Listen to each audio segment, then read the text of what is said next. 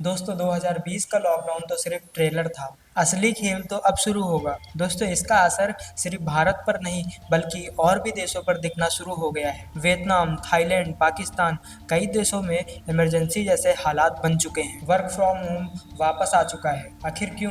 क्योंकि दोस्तों दुनिया के पास पेट्रोल और डीजल का बैकअप धीरे धीरे खत्म हो रहा है। और अब आप खुद सोचो, जब तेल खत्म हो जाएगा सड़कें अपने आप सुनसान नहीं हो जाएंगी। दोस्तों अब आते हैं हमारे ऊपर। स्टेट ऑफ हॉर्मोन्स पर खतरा बना हुआ है और इसी वजह से इंडिया रसिया से तेल खरीद रहा था। लेकिन दोस्तों यूक्रेन ने रसिया के ऑयल टर्मिनल पे ही अटैक कर दिया। दोस्तों अब सोचो, अगर ये वार नहीं रुकी तो इसे ठीक होने में 1 महीना, 1 साल भी लग सकता है। और सच तो ये है दोस्तों कि किसी भी कंट्री के पास इतना बैकअप नहीं है कि वो लंबे समय तक सरवाइव कर सके। अब इसका असर क्या होगा? पेट्रोल डीजल के दाम बढ़ेंगे, और अगर पेट्रोल के दाम बढ़े तो ट्रक्स नहीं चल पाएंगे। अगर ट्रांसपोर्ट पूरी तरह से रुक गया तो आपके घर पे आने वाली एक रोटी की कीमत 100 रुपए तक जा सकती है। रोजमर्रा की चीजें बहुत महंगी हो सकती हैं जो आप खतरे में आ जाएंगी। और दोस्तों बात यहीं तक खत्म नहीं होती। ईरान ने तो खुली धमकी दे दी है कि अगर बाकी देशों ने हमारी बातें नहीं मानी, अमेरिका से दोस्ती नहीं तोड़ी, तो वो समुद्र में मौजूद इंटरनेट केबल्स पूरी तरह से काट देगा। दोस्तों जरा सोचो, अगर ऐसा हुआ तो पूरी दुनिया का इंटरनेट ठप हो सकता है। इंटरनेट बैंकिंग पूरी तरह से क्रैश हो जाएगी। स्टॉक मार्केट तो पहले से ही क्रैश है।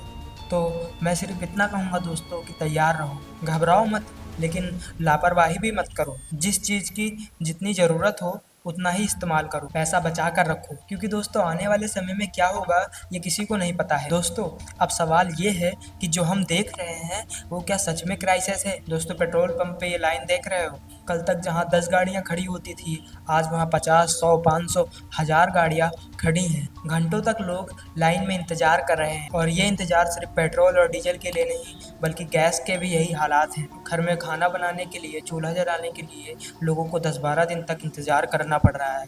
और इन सब के बीच इंटरनेट पे एक चीज़ की बड़ी तेज़ी से चर्चा हो रही है। लोग पूछ रहे हैं, लोग इंटरनेट पे सर्च कर रहे हैं कि क्या सच में फिर से लॉकडाउन लगने वाला है? क्योंकि दोस्तों जो तस्वीरें सामने आ रही हैं वो डराने वाली हैं। क्या दोस्तों सच में ऐसा होने वाला है कि ये सिर्फ एक पैनिक रिएक्शन है? दोस्तों इस वीडियो में हम 3 सवाल समझेंगे। पेट्रोल और गैस की लाइनें क्यों लग रही हैं? हमारे प्रधानमंत्री मोदी जी ने ऐसा क्या कहा कि लोग फिर से लॉकडाउन की तरफ देख रहे हैं? दोस्तों सबसे पहले तो हम ये क्लियर करते हैं कि आखिरकार ये लाइनें चर्चा में क्यों आ रही हैं। सरकार तो बार बार कह रही है कि कोई कमी नहीं है, सप्लाई बराबर हो रही है, तो फिर इतनी भीड़ क्यों?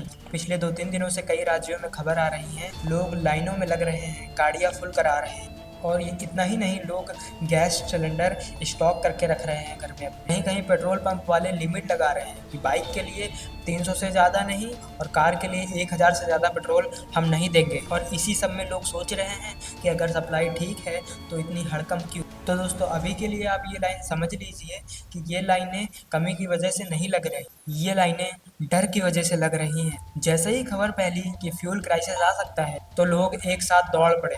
और जब किसी भी चीज़ के लिए लोग एक साथ दौड़ते हैं तो उस चीज़ की कमी होना तो जाहिर सी बात है। दोस्तों अब जरा दुनिया का हाल समझिए तो हमें पता चलता है कि दुनिया में लगभग रोजाना लाखों बैरल तेल का नुकसान हो रहा है। और दोस्तों इसका असर धीरे धीरे हमारे देश पर भी देखने को मिल रहा है।